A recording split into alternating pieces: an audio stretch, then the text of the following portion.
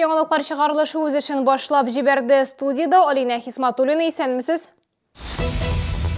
13-нче комплекста озак еллар төзелмей яткан йортны сүтәләр. Аның орында нәрсә салачаклар? Бу хакта тулырак Ләйсән Ханова. Үз хокукларыбызны беләбезме? Бушлай медицина нинди хезмәт төрләрен үз эшенә сала? Сорауга җавапны Лилия Гатин эзләде. Озак еллар төзелмей яткан йорт урынында яңасын төзеячәкләр, үзгәрешләр 13-нче комплекска кагыла. Объектны сүтә башладылар инде. Безнең каналда бу проблемага багышланган сюжетлар бер генә чыкмады. Комплекста эшләүчеләр мондый күршелек белән риза түгел иде. Ләйсән Ханова сюжеты. Не бу участокта 2-17 катлы йорт булырга тиеш иде. Яңа төзүче аларны сүтү турында карар кабул итте. Чөнки алар инде заман таләпләренә җавап бирми. Бинаның конструкциясы күптән искергән дип сөйләде безгә стройпроект инженеринг компаниясе вәкиле. 10 ел эчендә ул яраксыз хәлгә килгән. Әйтик фундамент, хәзер аны яңача ясаячаклар. Мы сейчас ставим полностью монолитную плиту, чтобы здание работало вместе. А тут каждая, значит, колонна работает отдельно. Во-вторых, из-за того, что дожди и морозы, очень многие плиты пришли в негодность, пустотки, потому что их просто разорвало. Владимир Сидорин билгеләп үткәнчә, хәзер инде монда йортлар төзелмиләр. Объект бер хуҗадан икенчесенә күчте. Төзелмәде. Хәзер аны сүтү эшләре бара. Здесь появится красивое, как пилотное здание, 25-этажное, где-то около 18-20 тысяч квадратных метров. Пока что согласован только эскизный проект. Ведется рабочее проектирование. Иске конструкциялар урынында жер асты машина кую урыннары ясаячаклар. 13-нче комплекста төзелеш эшләре 2020 елда башланыр дип планлаштырыла. Ләйсән Ханова, Сергей Вильданов, Яңалыклар.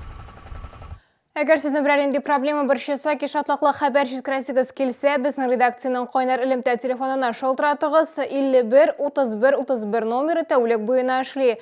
Кыска гудоктан соң хәбәрегезне калдырыгыз. Безнең хәбәрчеләребез сезне белән элемтәгә кирип проблемагызны хәл итәргә булышыр. Шалтыраткач исемегезне һәм телефон номерыгызны калдырырга онытмагыз.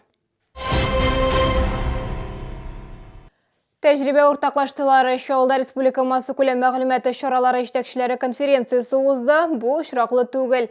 Узган ел нәтиҗәләре буенча Челнинский известия газетасы редакциясе республикада иң яхшысы дип табылды. Конференция башлангычы Челнинский известия газетасы баш мөхәррире һәм Шалтва телерадиокомпаниясе җитәкчесе Зөлфия Султанова хезмәттәшләре өчен экскурсия үткәрде. Конференция Татарстанның 70 газета, журнал һәм телерадиокомпания җитәкчеләрен бергә җыйды. Шолотова җитәкчесе Зөлфия Султанова үз чыгышында телевизион проектларны гамәлгә ашыруга федерал грантлар алу тәҗрибәсе белән уртаклашты. Заявились на гранты впервые после того, как опытом поделились наши коллеги из Зеленодольска. Они несколько лет заявлялись на такие гранты, успешно их получали и поделились этим опытом вот на такой конференции. И после этого уже мы тоже присоединились к подаче грантов и стали их тоже получать. Так что это очень-очень полезно. Конференция эшкә йомгак ясау гына түгел, беренче чиратта белем һәм тәҗрибәне арттыру дигән сүз. Монда чыгыш ясаячаклар минем кебек җитәкчеләр, ләкин аларның инде тәҗрибәләре күбрәк. Шуңа күрә мин алардан бик күп нәрсәгә өйрәнермен дип уйлыйм бүген. Одно дело, когда там к тебе какой-то московский гость, да, приезжает, рассказывает о каких-то там своих делах. А другое дело, когда твой коллега, такой же директор филиала там из соседнего района, рассказывает, как он делает, как он работает в том или ином направлении, это совершенно по-другому воспринимается. Конференцияның төп нәтиҗәсе булып газеталар, сайтлар һәм телеканалларның эшен укучылар һәм тамашачылар өчен тагын да кызыклырак итү торачак. Лилия Гатина, Константин Величко, Ленар Султанов, Яңалыклар.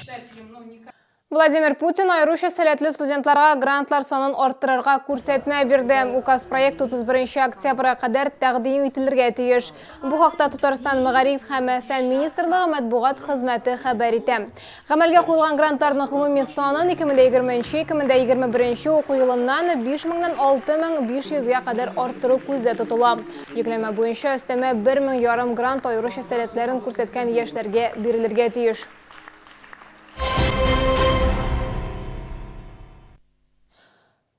Сәлемәтлек саклау федераль милли проектын тормышка ашыру үшін Татарстанға 2021 елға қадар 7 миллиард сум ақша берілешек. Проектның мақсаты халықтың ғұмырын ұзынайту, өлімні кемету.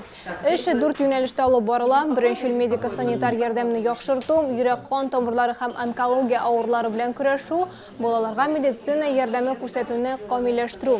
Безнең республикада ел сайын 16 мең кешедә яман шеш ачыклана, авыручылар саны 112 мең кеше.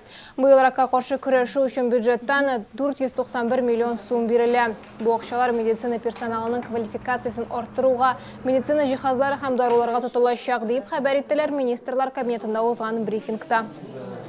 Организация сети центров амбулаторной онкологической помощи, так называемые ЦАОПы, для комплексной и быстрой диагностики основных видов злокачественного образования. Их будет 9 центров, который позволит не только разгрузить поликлинику республиканского онкологического диспансера, но и максимально приблизить специализированную помощь, в том числе химиотерапию, к населению. Ведется работа по переоснащению филиалов онкологического диспансера в городах Альметьевск и Набережные Челны. Бушла медицина бар, тек һәр вакыт түләүсез дәвалану булмый, медиклары еш кына шәхси клиникаларга җибәрә. Анализлар һәм табиб каравы өчен акча түләргә туры килә. Мондый эчтәлектә хәбәрләр ШЛТВның кайнар элемтә телефонына еш килә.